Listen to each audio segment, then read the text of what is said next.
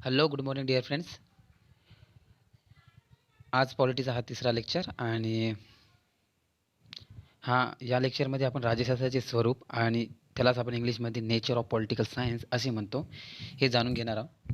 यामध्ये मुख्य घटक जे जे आहेत ते सुद्धा आपण जाणून घेणार आहोत. बरेच स्लाईड बनवलेले आहे मी, जे की व्यवस्थित मराठीमध्ये लिहिलेले आहे. तुम्ही सुद्धा समजून घ्या आणि जर नोट्स काढायचे असेल तर नोट्स काढून घ्या. हे महत्त्वाचे आहे. जेव्हा तुम्ही आन्सर रायटिंग करणार तेव्हा तुम्हाला हा खूप सोपं जाणार, जर तुम्ही याची नोट्स वगैरे काढून ठेवला तर. ठीक आहे, तर समजून घेऊ की काय असते राज्यशास्त्राचे स्वरूप. सगळ्यात आधी हा भाग समजून घेऊ. बघा, राज्यशास्त्राचे काही समर्थक असे विचार करतात की राजकारणाचा जो अध्ययन आहे तो एक स्वतंत्र अभ्यास विषय म्हणून झाला पाहिजे, परंतु हे शक्य नाही आहे असं काही जणांचं म्हणणं आहे. परंतु राजकीय जीवनाचे आकलन जे आहे ते धार्मिक गृहीतके किंवा अलौकिक विचार किंवा पौराणिक दंतकथांच्या आधारावर विश्लेषण अवलंबून राहणार नाही आहे. सांगण्याचा उद्देश आहे की धर्माच्या आधारावर किंवा अलौकिक विचार जे कल्पनेच्या बाहेर चालले किंवा अस्तित्वात नाही अशा विचारांच्या आधारावर एखादी राज राजशास्त्र किंवा राजकारण हे अस्तित्वात येऊ शकत नाही असं म्हणायचं आहे. राजकारणाच्या अध्ययनात भौतिकशास्त्र आणि जीवशास्त्र तथ्यांचा शोध लावणे आणि त्याच्यातील परस्पर संबंध प्रस्थापित करणे या उद्देशाने केला पाहिजे. बघा, भौतिकशास्त्रामध्ये ज्या घटकांचा विचार केला जातो, जसे उदाहरण देऊन सांगतो तुम्हाला की भौतिकशास्त्र पाऊस का पडतो, इंद्रधनुष्य का उगवतो याचे कारण देत असतो. ढगांची निर्मिती, हे घटक कसे येतात, ढग कसे निर्माण होत आहे, ह्या गोष्टी एक्सप्लेन करत असतो शास्त्र, आणि त्याचे कारणंसुद्धा देतो आणि एव्हिडन्ससुद्धा प्रोव्हाइड करतो, म्हणजे पुरावेसुद्धा. त्याच प्रकारे राज्यशास्त्रसुद्धा राजकारणामधील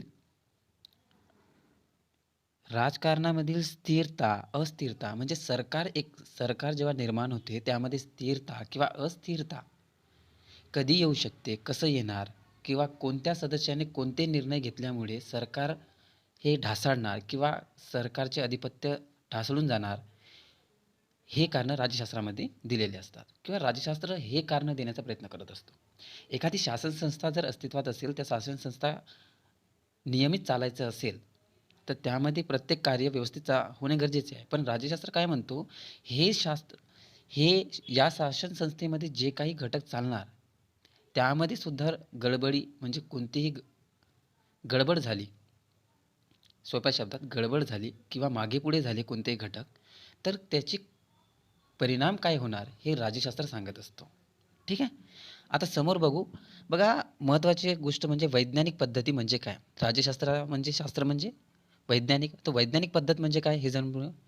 निरीक्षण, सगळ्यात आधी निरीक्षण हा शब्द म्हणजे वैज्ञानिक पद्धतीमध्ये निरीक्षण हा महत्त्वाचा आहे. निरीक्षणाद्वारेच एखाद्या वस्तूचे, म्हणजे वस्तुस्थिती तपासणी आपल्या इंद्रियांद्वारे केली जाते.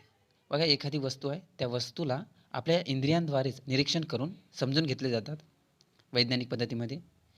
त्यासाठी काही संसाधनांची मदतही घेतले जातात, तेव्हा समजून येणार नाही इंद्रियांना की हे काय आहे आणि कशी आहेत. दुसरं आहे सामान्यीकरण. याचा अर्थ निरीक्षणाच्या आधारे विभिन्न तथ्यातील परस्पर संबंध अथवा सहसंबंध शोध लावणे आणि त्याच सर्वसाधारण नियमांच्या स्वरूपात व्यक्त करणे. बघा, याच्यामध्ये काय म्हणते, विभिन्न तथ्यांचा शोध लावला जातो सामान्यीकरणामध्ये आणि त्याचा सहसंबंध जोडला जातो. आता सामान्यीकरणामध्ये काय होणार की निरीक्षण केल्यानंतर काही तथ्य निर्माण होणार, त्या तथ्यांमध्ये सहसंबंध जोडला जाणार आणि एक सर्वसाधारण किंवा सामान्य नियम बनवले जाणार. हा सामान्यीकरणाचा मुख्य मुद्दा आहे. ठीक आहे, तसेच पहिल्या गुणात्मक विधान तसेच काय म्हणतो, पहिला विधान जो सांगितलेला आहे, पहिला विधान काय आहे की विशेषतः कार्यरत संबंधाच्या स्वरूपात विश्वसनीय मोजमापन करता यावे अशा रीतीने या संबंधांचे परिमापन करण्याचा पूर्ण प्रयत्न केला जातो. यालाच आपण पहिले गुणात्मक विधान मात्रात्मक विधानाच्या स्वरूपात व्यक्त करणे हेच वैज्ञानिक पद्धतीचे महत्त्वाचे वैशिष्ट्य आहे. बघा, सोप्या शब्दात सांगतो, the cause of effect of relationship. एखादी रिलेशनशिप आहे, त्यामध्ये जर कोणत्याही कारणाने कोणत्याही कारणामुळे ते रिलेशनशिप तुटून गेलं, तर त्यामध्ये काहीतरी कारण आहे आणि त्यामुळे एक परिणामसुद्धा निर्माण होणार. डिप्रेशन होणार. सोप्या शब्दात सांगतो, हा एक सोप्या शब्दात सांगण्याचा उद्देश आहे. एखादी रिलेशनशिप आहे, कोणत्याही कारणाने ते तुटला, तर त्यामध्ये काहीतरी इफेक्ट होणार. दोघांवरही काहीतरी इफेक्ट होणार आणि त्याचा परिणाम होणार. तर तो परिणामच काय आहे, तर गुणात्मक विधान आहे. म्हणजे क्वालिटेटिव्ह स्टेटमेंट आहे. त्याला मात्रात्मक विधान म्हणजे क्वांटिटेटिव्ह स्टेटमेंटच्या स्वरूपात व्यक्त करणे. त्याला क्वांटिटेटिव्ह स्टेटमेंटमध्ये व्यक्त जर करता येत असेल, त्यालाच आपण वैज्ञानिक पद्धत मानतो. अगदी सोपं आहे, समजलं असेल. आता दुसरी गोष्ट आपण जाणून घेऊ, की सामान्यीकरणामध्ये सुद्धा 2 बाबींचा समावेश होतो. एक, आगमन पद्धती. यात विशिष्टांकडून सामान्याकडे वाटचाल केली जाते. बघा, एखादी विशिष्ट घटक आहे, त्याला सामान्याकडे वाटचाल केली जाते किंवा करवली जाते असे म्हणू शकतो. अर्थात एकसारख्या बाबीचे निरीक्षण केल्यानंतर सामान्य नियम प्रस्थापित करता येते. एखादी कठीण व्यवस्था आहे, जसं की कायदेमंडळ आहे. कायदेमंडळ जर एकदम कठीण करायचे आहे, ताठर करायची आहे कायदे करण्याची पद्धत, तर अमेरिका आपण उदाहरण घेऊ शकतो. अमेरिकेमध्ये संसदेमध्ये संविधान दुरुस्ती करायची असेल तर ताठर पद्धती तिथं उपयोगात आहे. आणि तेच ब्रिटिशमध्ये सामान्य पद्धती आहे, म्हणजे लवचिकता आहे. संविधान दुरुस्ती करण्यामध्ये सामान्य कायदे केले जातात आणि दुरुस्त केले जातात संविधानाला. परंतु ही परिस्थिती कशात नाही आहे? अमेरिकेमध्ये नाही आहे. परंतु या दोन्ही घटकांचा जसे संविधान दुरुस्ती करण्यासाठी लवचिकता व ताठरता या दोन्ही गोष्टींचा उपयोग भारतीय संविधानात करण्यात आलेला आहे. म्हणजे काय केलं आहे, की आपल्या संविधान निर्मात्यांनी निरीक्षण केले, की ताठर व लवचिक या दोन्ही घटकांचा समावेश भारतीय संविधानात करण्यासाठी मग एक सामान्य पद्धत त्यांनी निर्माण केली. ठीक आहे, समजलं असेल तुम्हाला. मग निर्गम पद्धती काय आहे? यात सामान्याकडून विशिष्टांच्या मार्गक्रमण केला जातो. म्हणजे काय केला जातो सांगतो बघा. सामान्य अनुभवाच्या आधारे एखादे सामान्य नियम शोधला जातो. जर एखाद्या व्यक्तीला सामान्य अनुभव प्राप्त झालेला आहे, तर एक सामान्य नियमसुद्धा बनवणार ना जीवनामध्ये. एखादी शेतकरी शेती करत असेल, तर त्याचे सुद्धा काहीतरी असं म्हणू शकतो ना, काय म्हणतात, की स्वतःचे नियम असतात. काही तत्त्व असेल त्याचे सुद्धा, त्याच्या अनुभवाच्या आधारे. तुम्ही आता UPSC करत असाल, तर तुमची सुद्धा काही तत्त्व असणार जीवनात, की नोकरी लागल्यानंतर किंवा IAS झाले, IPS झाले, IRS झाले, त्यानंतर मी लाच घेणार नाही, हा तुमचा तत्त्व असणार. सामान्य लोकांची मदत करणार, हा तुमचं एक तत्त्व असणार. त्यालाच आपण काय म्हणू शकतो? नियमसुद्धा आपण म्हणू शकतो. ठीक आहे. आणि निरीक्षणाच्या आधारे त्यात पुष्टी केली जाते. बघा, यामध्ये निरीक्षणसुद्धा केले जाते. अनुभव आलाय, मग सामान्य नियमसुद्धा आलाय. मग त्या सामान्य नियमाचे निरीक्षण केले जाते आणि पुष्टी केली जाते, की ती योग्य आहे की अयोग्य आहे. सामान्य नियम सर्वत्र लागू होतात. म्हणजे हा एक वैश्विक आहे. बघा, सामान्य नियम म्हणजे सर्वसाधारण नियम कसे, की आता भारतीय संविधानामध्ये नागरिकत्वाचा नियम हा सामान्य नियम आहे. प्रत्येक देशांमध्ये हा सामान्य नियम आहे. प्रत्येक देशाला एक नागरिक म्हणून ओळखला जाणारा एक ओळखपत्र दिला जातो काहीतरी. आता भारतामध्ये वोटिंग कार्ड आहे किंवा दुसरे सुद्धा कार्ड्स आहे. ठीक आहे, नागरिकत्व आहे बा या व्यक्तीकडे, हे जाणून घेण्यासाठी. तसं अमेरिकेमध्ये सुद्धा आहे, इंग्लंडमध्ये सुद्धा आहे, पाकिस्तानमध्ये सुद्धा आहे.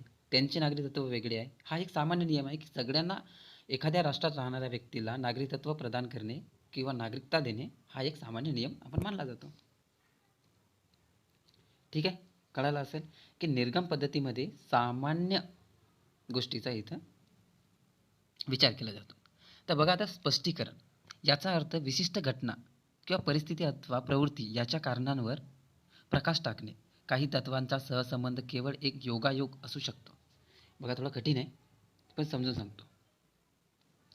एखादी विशिष्ट घटना झाली किंवा परिस्थिती सिच्युएशन निर्माण झाली किंवा टेंडन्सी निर्माण झाली, त्याला आपण प्रवृत्ती म्हणतो. या कारणांवर विशेष प्रकाश टाकला जातो स्पष्टीकरणामध्ये. म्हणजे घटना काय होती याला स्पष्ट केला जातो वैज्ञानिक पद्धतीद्वारे. आपण वैज्ञानिक पद्धतीमधले कारणे समजून घेत आहोत. जसं की सर्वात पहिले आपण निरीक्षण समजून घेतले, त्यानंतर सामान्यीकरण. सामान्यीकरणामध्ये 2 महत्त्वाचे भाग होते. एक आगमन पद्धती, दुसरी निर्गमन पद्धती. आता आपण स्पष्टीकरण समजून घेतो. स्पष्टीकरणामध्ये एखादी घटना झाली, त्या घटनेचे स्पष्टीकरण दिलं जाते की घटना का झाली. तर घटना होण्यासाठी परिस्थिती कोणती आली, तर परिस्थिती कशी, सिच्युएशन कोणती होती, टेंडन्सी कशी निर्माण झाली, प्रवृत्ती कशी होती त्या काळामध्ये, या गोष्टीचा तिथे विचार केला जातो. ठीक आहे, कळालं असेल, अगदी सोपं होतं. आणि त्याच्या सहसंबंध कोरिलेशनसुद्धा तिथं विचारात केला जातो. म्हणजे याचा काही सहसंबंध होता का, परिस्थितीचा आणि घटनांचा काही सहसंबंध होता का, किंवा टेंडन्सीचा काही संबंध होता का. म्हणजे तिची जनताच त्या प्रवृत्तीची होती, म्हणून तो घटना घडली का, घटना घडला किंवा घडण्यात आली, याचा सहसंबंध विचारात घेतला जातो स्पष्टीकरणामध्ये. किंवा त्याचा योगायोग आहे का, हे सुद्धा इथे दाखवण्याचा प्रयत्न केला जातो वैज्ञानिक पद्धतीद्वारे. ठीक आहे, राज्यशास्त्राच्या स्वरूपामध्ये. ठीक आहे, नेचर ऑफ पॉलिटिकल सायन्स. आता समोर काही महत्त्वाचे घटक आहे.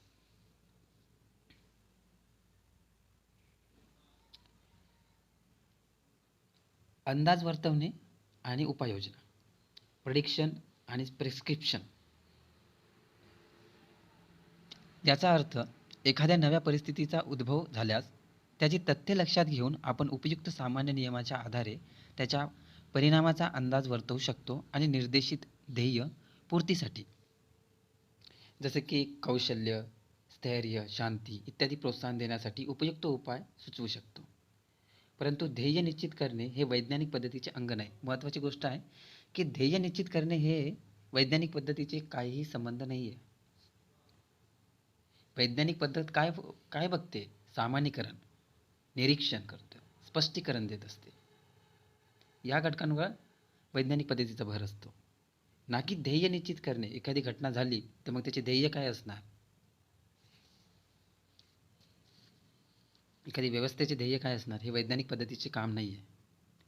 तो काय म्हणतो की घटना काय, सिच्युएशन काय, टेंडन्सी काय, सामान्यीकरण जनरलायझेशनमध्ये काय फरक पडला आहे, कॉज ऑफ इफेक्ट रिलेशनशिप तुम्हाला सांगितलं आहे मी, काय परिणाम आहे तो. ठीक आहे, ऑब्झर्वेशन कशा प्रकारे केला जातो त्याच्यामध्ये, या घटकांचा विचार केला जातो. बघा, एखाद्या नव्या परिस्थिती उद्भव झाली आणि त्याची तथ्य लक्षात घेऊन आपण उपयुक्त सामान्य नियमाच्या आधारे परिणामाचा अंदाज वर्तवू शकतो. बरोबर आहे. 2011चा जो हल्ला होता, बॉम्बस्फोटचा मुंबईमध्ये, त्या हल्ल्यात अनेक लोकांची मृत्यू झाली. त्याचा कॉज ऑफ इफेक्ट आपण समजून घेतला आहे ना, अंदाज वर्तवले आहे की यानंतर आपल्याला कोणते कार्य कसे केले पाहिजे. त्यासाठी गव्हर्नमेंटने मोठ्या प्रमाणात कोस्टल गार्डची निर्मिती केली. कोस्ट गार्ड ही संस्था मोठ्या प्रमाणात एक्सपांड झाली. त्यामध्ये अनेक भरत्या करण्यात आले आणि अनेकांना नोकरी देण्यात आली व नियम व कायदे करण्यात आले. परमिट पद्धत निर्माण करण्यात आली. समुद्र ओलांडून कोणालाही देशात येण्याआधी परमिट घ्यावं लागते. सुरुवातीला या घटक नव्हत्या. सो हा कॉज ऑफ इफेक्ट आहे, वर्तन. याच्यावरून आपण काय परिणामाचा अंदाज वर्तवून घेतला की यानंतर असे कोणतेही घटक न होण्यासाठी. ठीक आहे. आता एक गोष्ट नेहमी आठवण ठेवा, राजकारणामध्ये वैज्ञानिक पद्धतीचा अवलंब करण्यात काही अडचणी आहे. जसं की राज्यशास्त्र हा एक सामाजिक शास्त्रसुद्धा आहे, त्यामुळे समाजाचा विचार केला जातो, म्हणून त्याला सामाजिक शास्त्रसुद्धा आपण मानले जातो. त्यामुळे सामाजिक शास्त्रामध्ये नैसर्गिक शास्त्रातील नेमकेपणाची अपेक्षा करता येत नाही. त्यात अनेक कारणे आहेत. पहिला कारण असं की नैसर्गिक शास्त्रात निसर्गाच्या परिवर्तनीय नियमांना बद्ध आहे. म्हणजे परिवर्तन हा निसर्गाचा पहिला नियम आहे, सगळ्यांना माहीत आहे. परंतु समाजामध्ये तसं नाही आहे. समाजशास्त्रामध्ये मनुष्याच्या व्यवहाराचे निरीक्षण केले जातात. जो व्यवहार भौतिक जगताप्रमाणे केवळ बाह्य नियमांनी नियंत्रित केला जात नाही.